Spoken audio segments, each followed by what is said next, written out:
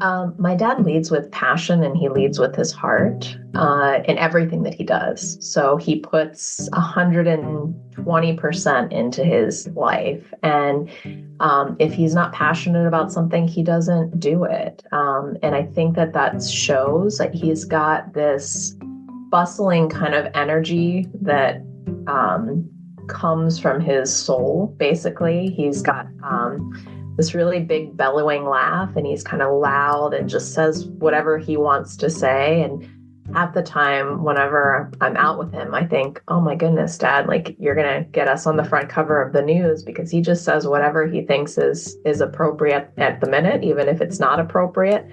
But I think that there's a rawness and an authenticity about that people enjoy.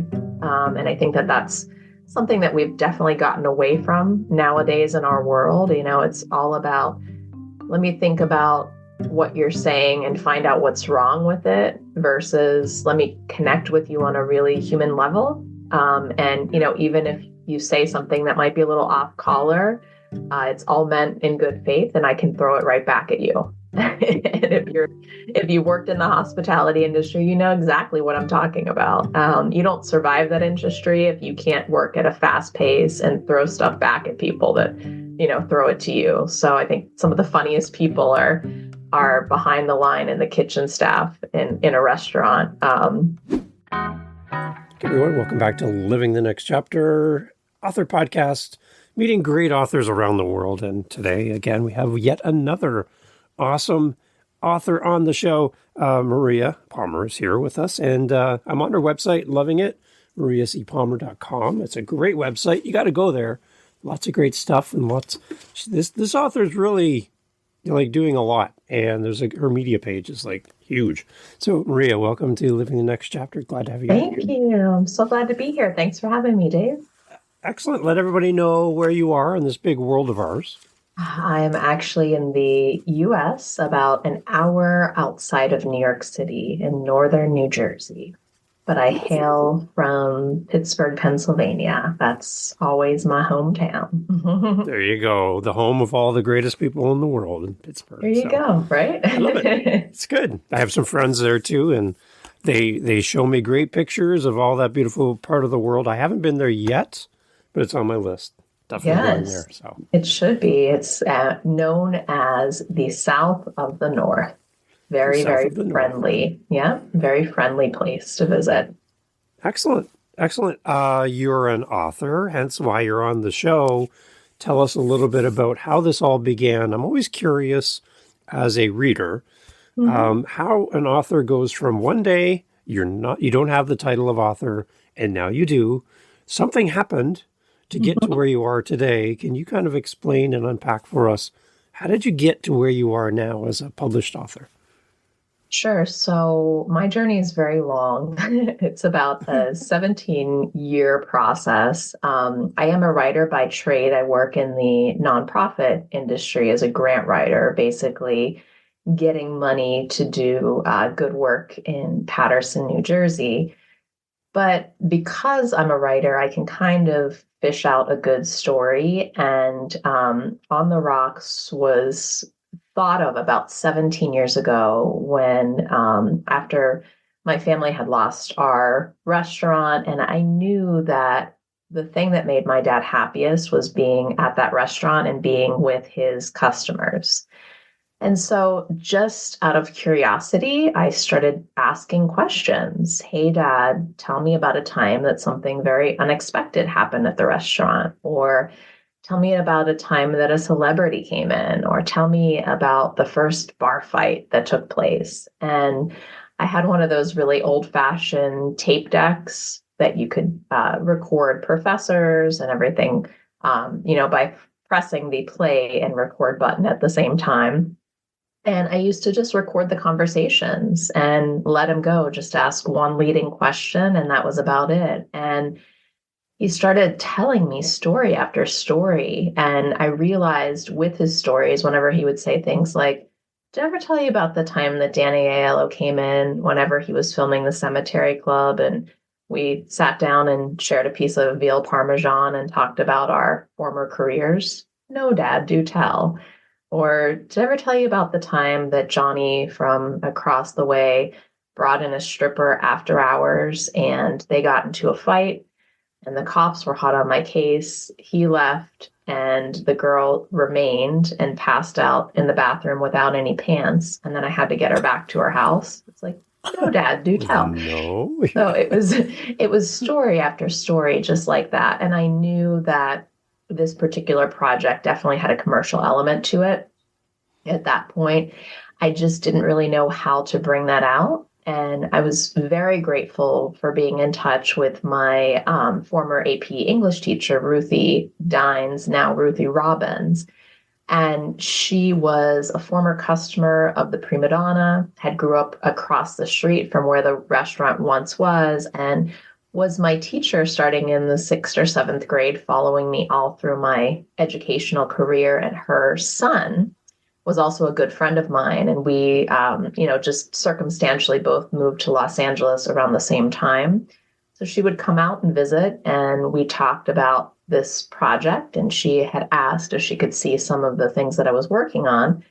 And she took it to a writing group in Buffalo, New York, where she was living at the time, and to get a little bit of feedback. And they both agreed on two things. And the first was that the book needed a lot of work. And I knew that.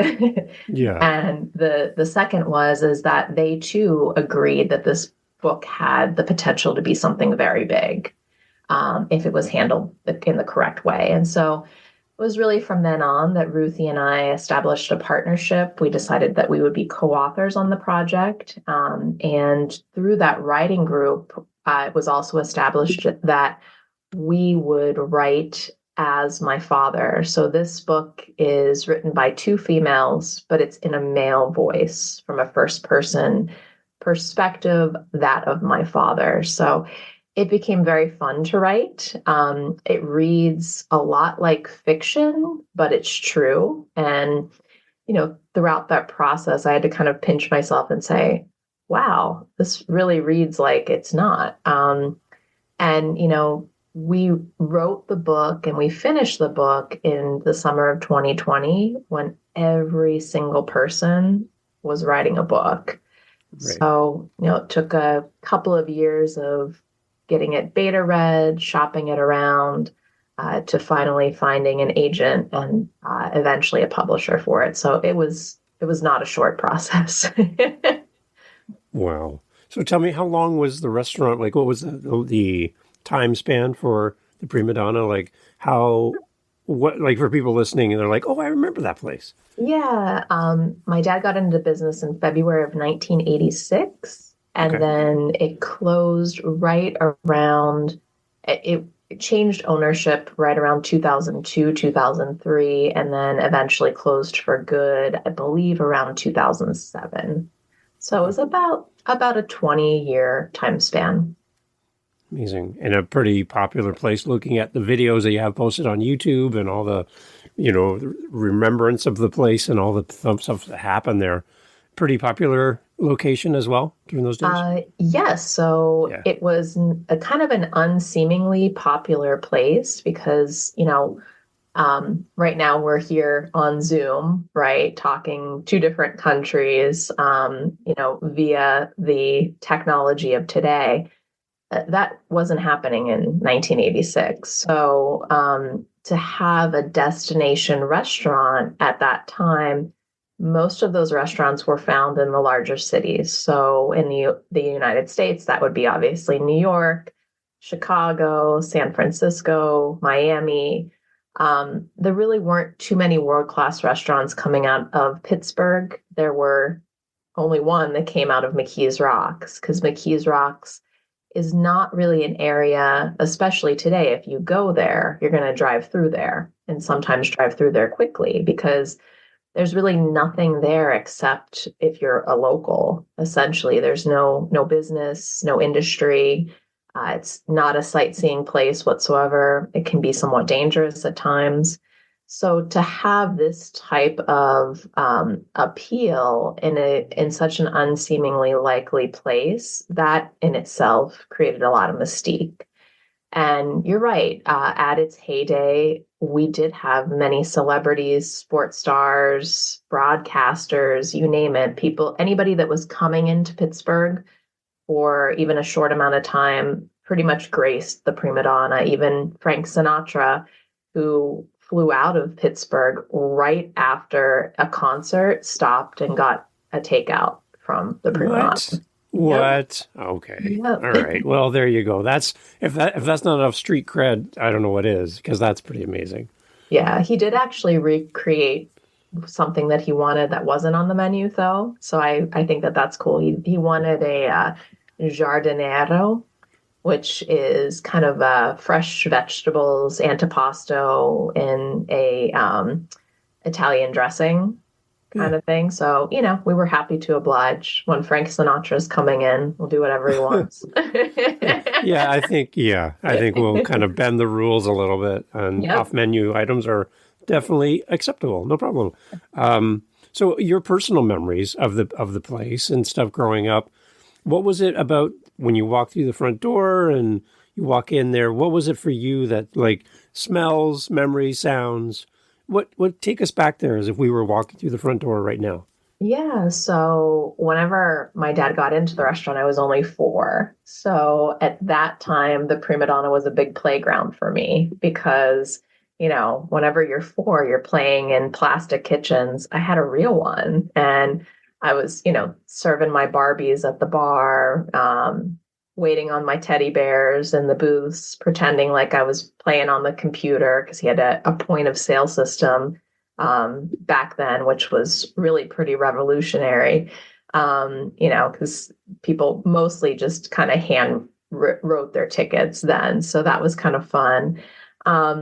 As I grew up, it was almost a love-hate relationship with the restaurant because it took so much time away from my dad. He was always there. We didn't see much of him, especially on the weekends. He was there all the time. And then I kind of reconciled with it and I actually started working there and really started loving it. I always liken the Prima Donna to a time that kind of a bygone era of hospitality. It was like going to a Broadway show, except for food. So as you walked in, if you were able to walk in, he didn't take any reservations. So there would be people that were just lined up on the sidewalk about an hour before we opened. And then as soon as we opened, his 83-seat restaurant, which included those 83 seats, also included the bar too, were packed from 4 o'clock until the last person was served, after 11. And then the bar stayed open until 2. So just the bustle of, the sheer energy of all of it. Whenever you came in, the smells just sort of hit your nose immediately because the kitchen was almost right next to the atrium. So you would smell his signature fried zucchini appetizer, which was deli sliced thin, long ways zucchini, just fried to a golden crisp, served with marinara sauce and some Parmesan cheese. Yeah, And I'm getting hungry listening to this. yeah, you would just hear the bustle of all the Yeah. people. It was really like the place to be at the time. And going back to the Broadway piece, it was people didn't realize that everybody worked at the Prima Donna like an engine or like a machine. So, from the time before you got seated until you sat down, we were studying just why you were there, what you kind of wanted out of that experience, and we were doing our best to deliver that for you. So, looking at just very minute things, if you got up to go to the restroom, walking over and making sure that your seat was pushed in and that your napkin was folded, and that way acknowledging that we knew that you had stepped away for a moment, and making sure everything was on point, the dance between the wait staff and the bar staff and the kitchen staff, and the meals were served piping hot kind of all at once, like a train kind of coming out of the kitchen. And Another distinguishing characteristic that people will remember if they've been there, that we had 32 different pasta dishes on the menu, and each pasta dish was 1 pound of uncooked spaghetti. So that's Wow. basically enough for about 8 people. Almost nobody finished our Primadonna meals. There were a couple of people. They did not live lengthy lives to tell about it. But Yeah. it was quite the portion size. And, I think that how people would describe it is they felt like they were sitting down in our home and being served and being taken care of in that way. Sounds like you have a lot of pride for the memories of the restaurant, of your dad, and all the things that happened there. Tell me more just about your dad as well, like him as a person. What did you see when you walked into that restaurant or when he came home? What did you Yeah. see about him that kind of sticks with you in your memory? My dad leads with passion and he leads with his heart in everything that he does. So he puts 120% into his life. And if he's not passionate about something, he doesn't do it. And I think that that shows that he's got this bustling kind of energy that comes from his soul, basically. He's got this really big bellowing laugh, and he's kind of loud and just says whatever he wants to say. And half the time, whenever I'm out with him, I think, oh my goodness, Dad, like you're going to get us on the front cover of the news, because he just says whatever he thinks is appropriate at the minute, even if it's not appropriate. But I think that there's a rawness and an authenticity about that people enjoy. And I think that that's something that we've definitely gotten away from nowadays in our world. It's all about, let me think about what you're saying and find out what's wrong with it, versus let me connect with you on a really human level. And, even if you say something that might be a little off color, it's all meant in good faith, and I can throw it right back at you. And if you worked in the hospitality industry, you know exactly what I'm talking about. You don't survive that industry if you can't work at a fast pace and throw stuff back at people that, throw it to you. So I think some of the funniest people are behind the line in the kitchen staff in a restaurant. So, I think that is who he is. That's how people remember him. And that's how people gravitate towards him. Even today, people will come up and say, Mr. Costanzo, I got engaged at your restaurant, or I had to just come up and say hi to you. I, loved your place. I miss it. It's memories like that, I think, that last a lifetime. And I think his personality and the fact that he's such a people person has a lot to do with that. I think the prima donna food on its own would not have been enough to make it as successful as it was. It had to Amazing. have So, Joe. Mm-hmm. switching a little bit to the authors that are listening, they're coming listening to you as a fellow author, and they're looking for inspiration for their books. Mm-hmm. How are you different now that you have your book and it's all done? Mm-hmm. How are you different from before you started writing, before the project began? How have you changed in writing the book? Oh gosh, in so many ways. So first of all, you don't know what you don't know. I had no idea before I got into this process what a process it was going to be. The hurry up and wait that's involved, the blood, sweat, and tears that has to happen. And most importantly, how you have to believe in yourself to the utmost extent, because nobody's going to love your project as much as you do.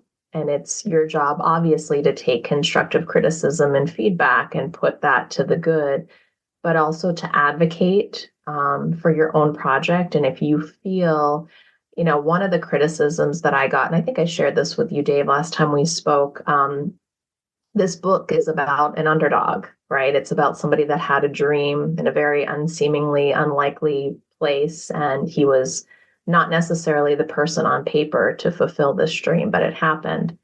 This book is also an underdog. So when I started shopping this book around, and other authors that are listening will know kind of what the query process is whenever you submit a letter to agents. and or publishers, but normally first agents trying to get representation. And you have to tell them, first of all, why the book is worthwhile for their representation, why you are worthwhile, and why this is a good idea.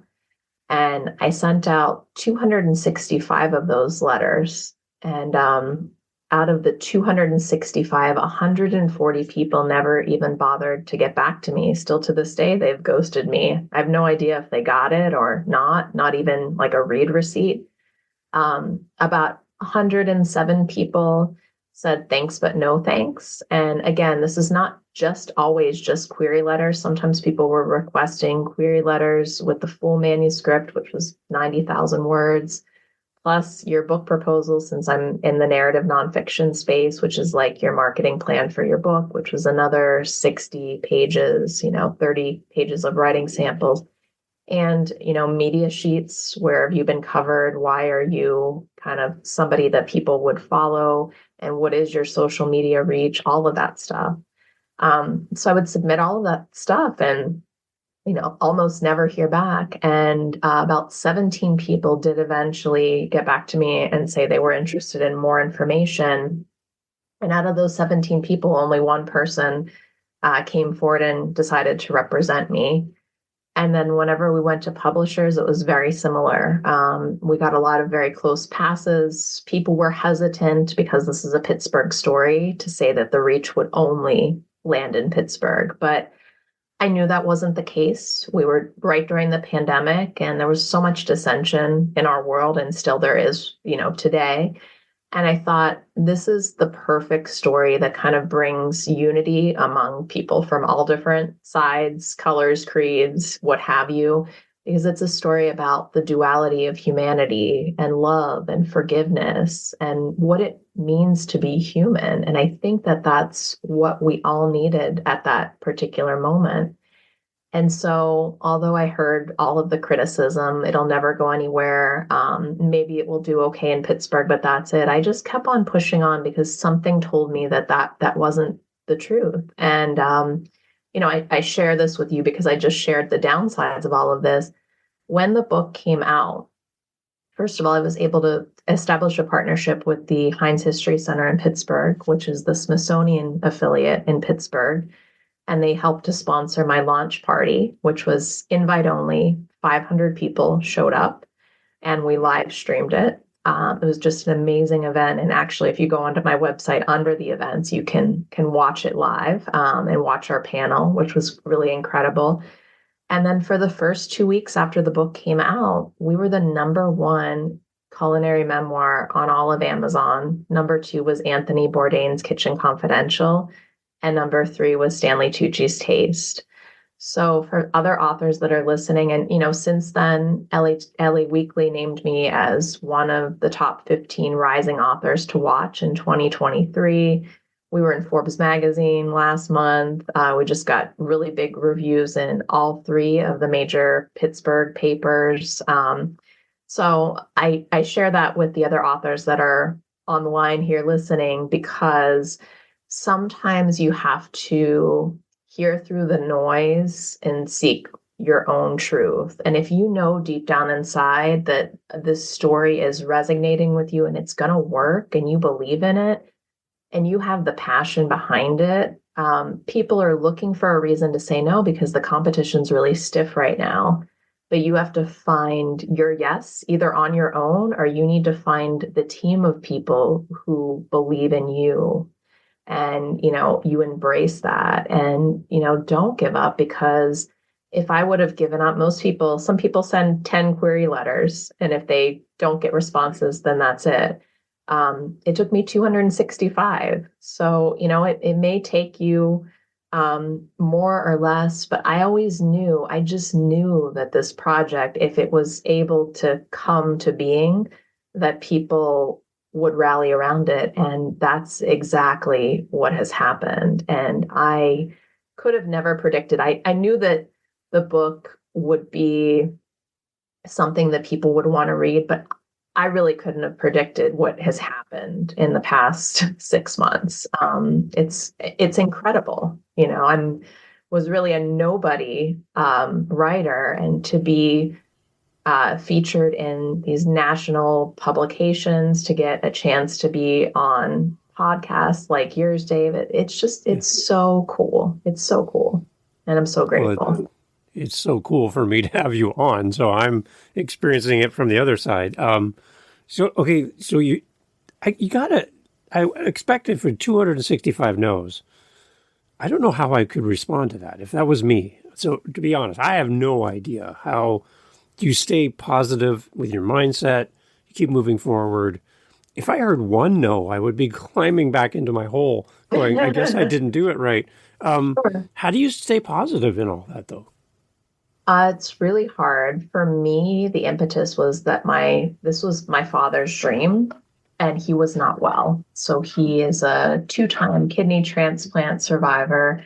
Knock on wood, the second kidney, has taken and done amazingly. But even after that second kidney operation, he was in a medically induced coma for an entire week.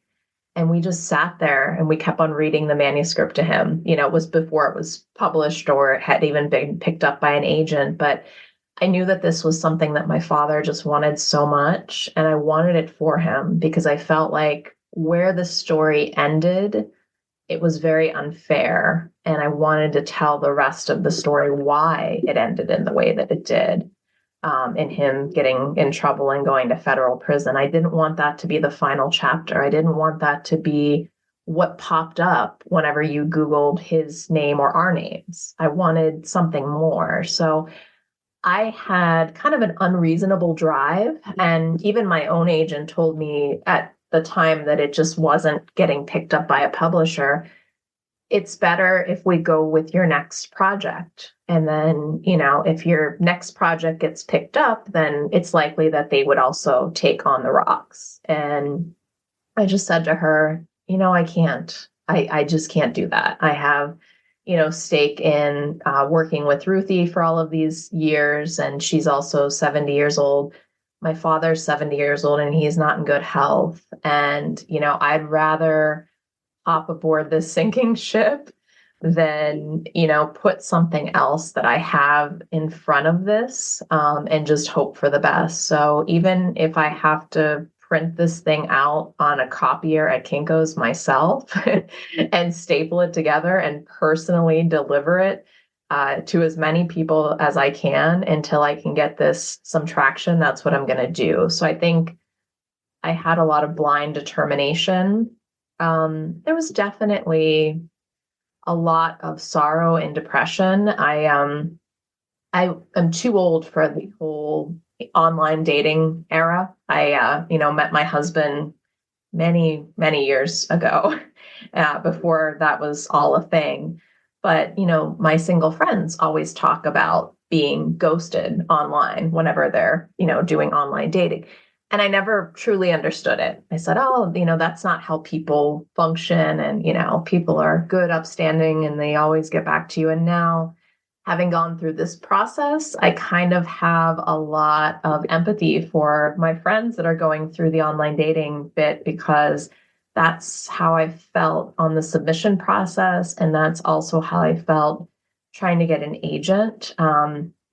There's so much ghosting. There's not much communication, and it can feel very lonely. And also, once we got the agent, I thought that once you got an agent, you were sort of like a discovered author. That is so not true at all. So far from the truth. And so people who were trying to get agents hated us because they thought we were really successful. And people that were already published authors doing very well, they couldn't relate to us either. So it felt like we were in this misfit category because we had the agent, but our book didn't sell. So that was hard too. So I would say like a 1-star Yelp review for being on submission or trying to find an agent. Yeah. My sympathy goes out to all of you who might be in that stage right now. And, just know that you got to pull through some way. And, if you're working on another project, try to do that. I did a lot of running and exercising and, just trying to not be a stalker on my phone and checking all my emails constantly, but it's really hard. I'm not in a hurry to put anything else on submission anytime soon because of that. What was your father's response to the book being published and available and Oh having one gosh. in your hands? Like what was his response? I'd love to know what that felt like to share that with your dad. Yeah, it was an amazing moment through all of it. I remember whenever we got the agent, I am not a late night person, and my writing partner is, and so she got the email because our agent is in Texas. So she got the email, I think at 11 o'clock at night, and called me very early the next morning. And I just remember calling my dad and both of us just crying like babies on the phone, just in total disbelief. And then the publisher story was even a crazier one. I was with my youngest daughter because I do an individual trip with each of my kids over the summer.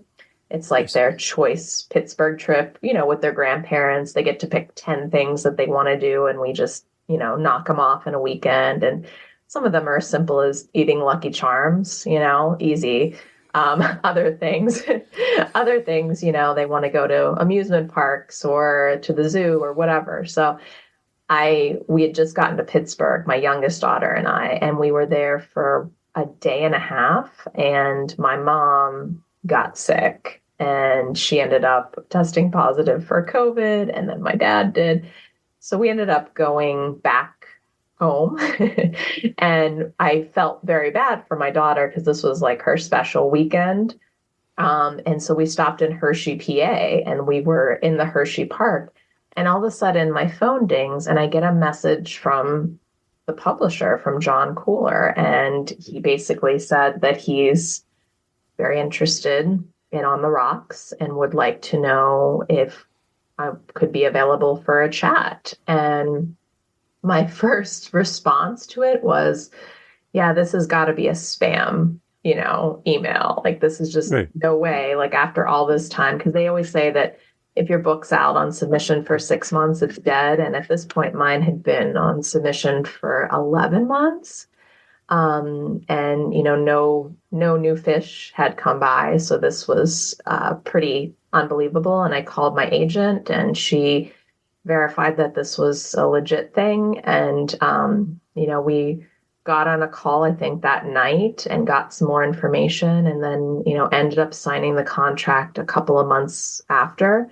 But, telling my dad, I think he was also in a moment of disbelief and kind of thinking, oh, this isn't going to happen because it hasn't happened. But once it did, and once we signed that contract, the floodgates, opened once again. We all had a good cry and a celebration. And I think as my writing partner's in Buffalo, I'm outside of New York City, and my family's obviously in Pittsburgh. I think we did a Zoom toast, which was fun, just to bring Yeah. everybody together because, we couldn't be live together. And then really from there on out, it was just about getting ready for this book to be released. And I remember, I think the ARC version of the book came in May. And I remember going to my parents' house and bringing the book for the first time. And I have, a picture of my dad holding the book, but holding a hardcover and a paperback in each hand, and just the smile on his face and just how he beamed. I mean, I will never forget that. And I always say, and I truly do mean it. I mean, I hope this book sells more copies. I certainly do. But even if it doesn't, this has been such a cool, amazing ride. And I've created so many memories with my dad because I didn't think that he would be here whenever this was all taking place. It is so freaking awesome. Like, we went this weekend, we had this amazing cook and book event in Pittsburgh, and we made recipes from the restaurant. Then we all sat down for lunch and had a book discussion, and to see the reaction to people and their response to my dad, sitting there 20 some years later and been through a lifetime of craziness, with his own personal story and also his own personal health. It's just like, I have to pinch myself sometimes and say, is this really me? Is this, and it's funny because now it's a complete 180. Whenever you're a writer and you're just starting out, nobody wants to talk to you. And now I've never been so popular, especially in my hometown, I always laugh because it'll get back to friends of mine. They'll be at work and they'll say something like, "Oh, my daughter was best friends with Maria whenever they were in high school," or a million people will just like pitch me ideas now. Like I'll be out somewhere and they'll say, "I'm going to give you the privilege of writing my story." It doesn't quite work that way. No. Thank you, but Yeah. no, Yeah. I've got to feel like very passionate about it. So, you go from a total have not to now, people are just so excited to talk to you and to, want to pick your brain. And I'm like, I'm still the same person I was 6 months ago.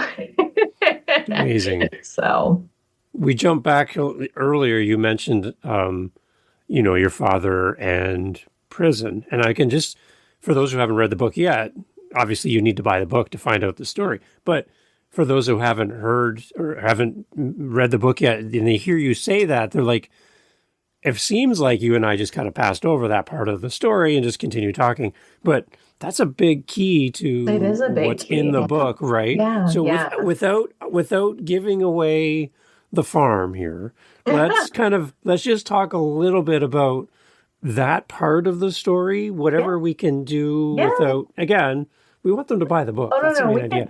we can talk about it. So Yeah, let's talk a little bit about that. whenever I was 20 years old, things were at the top of their game for my dad. He had just won the Dorona Award, which is very similar to a James Beard at a time before James Beard was only for chefs at that time. Now, obviously, it's for a whole lot more. And he was riding high. And then one day, when I was 20 years old, the feds knocked on my door and they were looking for my dad. And somebody had mentioned his name in a federal grand jury investigation, which automatically at that time, now things are a little different and there are certain laws that are unconstitutional. But at that time, it became a criminal investigation. And he ended up pleading guilty to tax evasion charges and he went to prison for 5 months. And, it was at that point that we sort of lost all that we had, including the restaurant. And so the prison scenes are a lot of fun because you'll see the same personality that my dad has, that big, larger than life, boisterous person. You'll see that converted to what had happened in prison. He uses those same people skills to kind of navigate that world. And he was pretty successful in doing that, and I'm not downgrading at all what it's like to be in prison or to have a family member in prison. But for my dad, it wasn't like a Shawshank Redemption at all. It was, he was able to sort of manage it in the same way that he did whenever he was tending the bar. And though some of those scenes almost originally didn't make the book because it's really hard to talk about hard things that have happened to you and or your family. But we live in the age of Google, and so everything is public record. So whenever I explained to him that nothing could shield people from knowing that information, and if we forgoed that information, we could be kind of like James Fry with A Million Little Pieces, where you're telling a story, but maybe not the whole one, and people would call our bluff. But I said, what we can do is we can tell people the why. Why did this all happen? And let's take back our own pen. And he really was totally on board with that idea. And so some of the prison chapters, some people just skip right to that because they're crazy and it's juicy and it's a world that people normally don't have access to on a daily basis.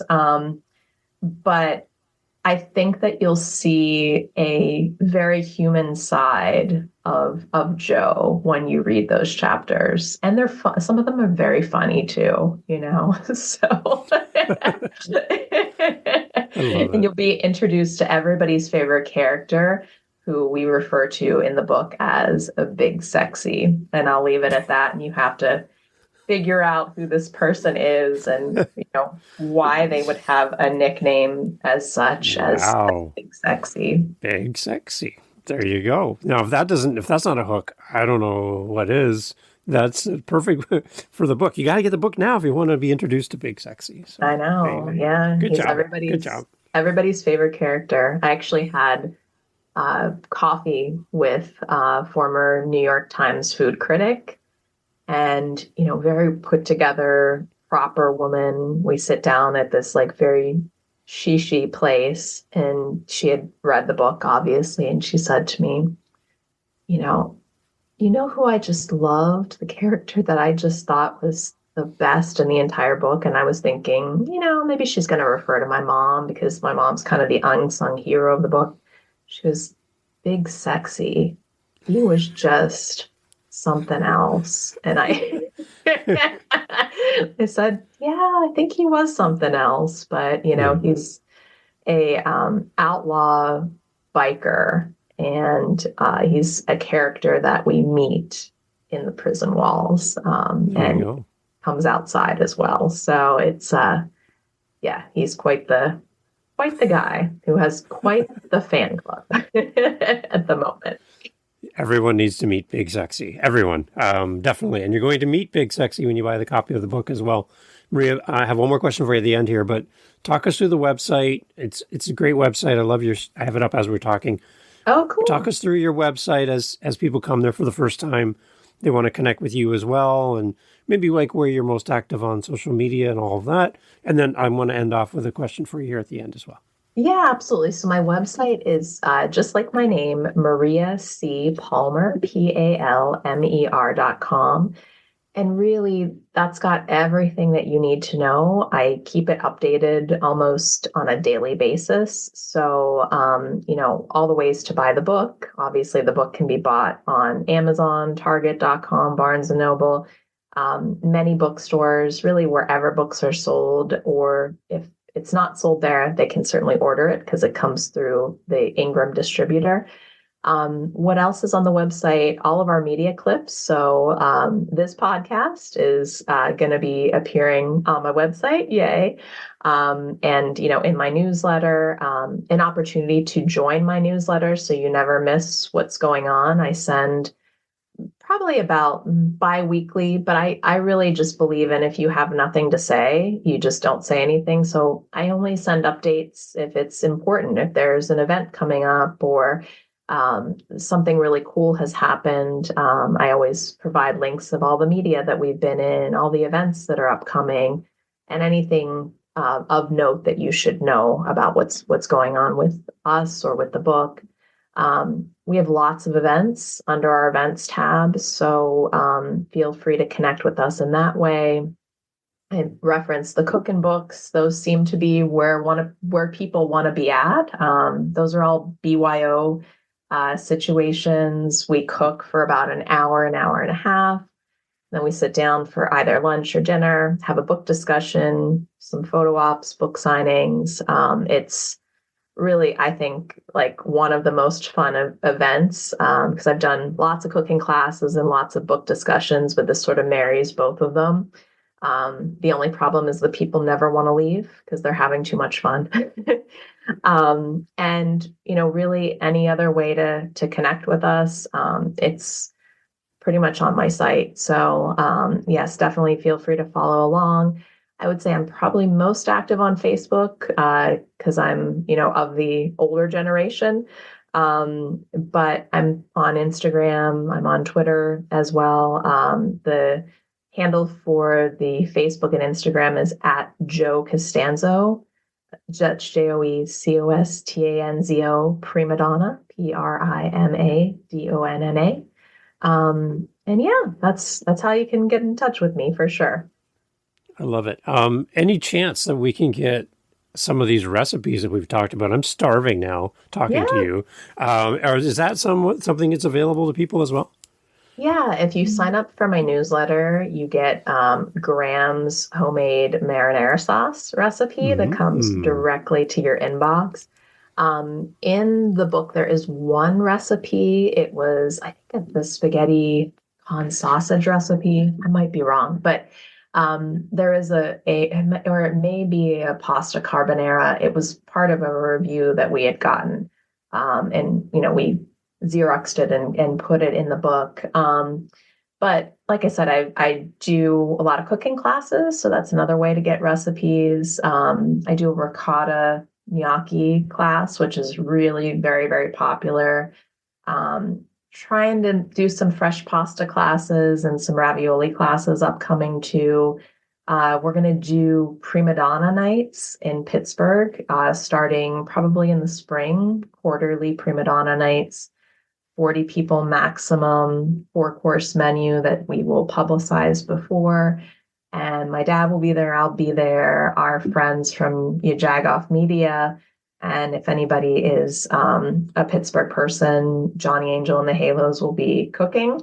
And it'll just be a really fun night, to get everybody together. So look forward to that as well in this new year. So lots of fun coming up for sure. I love it. And going back to the beginning of our conversation, you mentioned the zucchini. Yeah. That would be a recipe too that I would be curious about because you Yeah. spoke so highly of that. I would love to see that too in the future as well. Yeah, no, for sure. That's definitely appearing probably for the prima donna nights. Good. Zucchini is challenging at home because you need a deep, Mm. Yeah. so you could do it in an air fryer, but I mean, let's be honest, the Come deep on. fryer is a little better than the There air you go. fryer. Even though I use my air fryer at least twice a day, so. Okay, yeah. So my last question for you is my name in the podcast is Living the Next Chapter. So I have to ask, for you as an author, what is your next chapter? What are you living? What can we expect from you in the future as an author?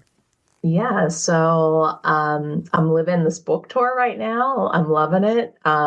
Every day is a little different, and I really have been blessed. I mean, just in January, I was in Orlando, Florida, doing a cooking class, Pittsburgh, Pennsylvania, doing some speaking engagements in a cooking class, and I'll be at the New York Public Library actually as well here this weekend. I am working on another project called The Things I Learned on the Bus, which talks about my work with Get on the Bus, which was part of sort of the healing that I went through after everything happened with my dad. I moved 3,000 miles away, hoping my problems wouldn't come with me. And by golly, they did. So it was meeting this really eccentric nun who started this organization that took kids to visit their incarcerated parents and eventually running that organization, and how I thought I was going to be helping, but really the families helped me in my healing process. So that's one project that I'm working on. I definitely have a bug in my ear about a potential cookbook, Primadonna cookbook. So that's another thing that I'm kind of percolating around as well. So yeah, and a couple of other things that I'm toying around with too. And the book right now on the rocks does have a shopping agreement for film and TV. So working on that currently, working on trying to get audiobook and foreign rights. That's a whole nother situation. So it's never not busy. Let's put it that way. Yeah, I need love more it. time in the day, not less. Awesome. Well, the book sounds amazing. It's so exciting to have you on here. I can't wait to get my copy too. I'm going to be going through it. Thank you, Maria, for doing this and being part of Living the Next Chapter.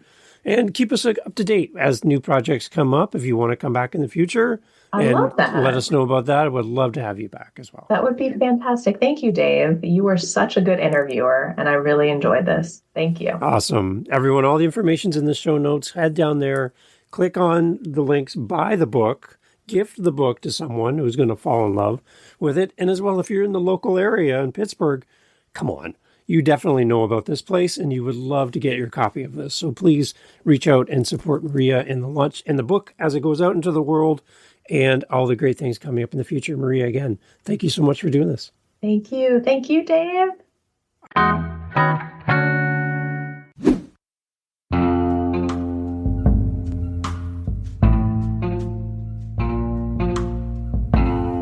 Hey, thanks for checking out the latest episode of Living the Next Chapter. I'm so happy to bring on these amazing authors and to share their stories, but I do have to confess I have a problem. And people who know me best would say, Dave, you have more than one problem. My problem is I have more episodes than I can release to you through my audio host, but I have a solution for you. Oh, yes. Head over to our YouTube channel. Subscribe today to our YouTube channel, and you can get the most recent episode. I'm posting this episode today that I recorded today, and you can get it now on YouTube. Jump the line, move right past that big burly guy at the door. You can get right in and get the most recent episode of Living the Next Chapter on our YouTube channel. Make sure you go there. livingthenextchapter.com has all the information. And again, I want to thank you for making this podcast such a great joy to create. Catch you on the next one.